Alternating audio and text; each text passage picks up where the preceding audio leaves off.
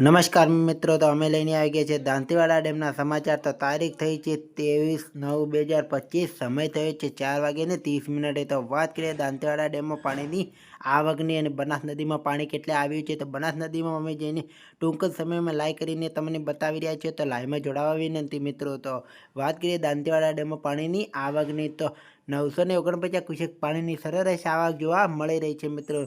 અને સપાટીની વાત કરીએ તો 701.95ની સપાટી પોણી પહોંચી ગઈ છે। ભયજનક સપાટીની વાત કરીએ તો 704 છે મિત્રો।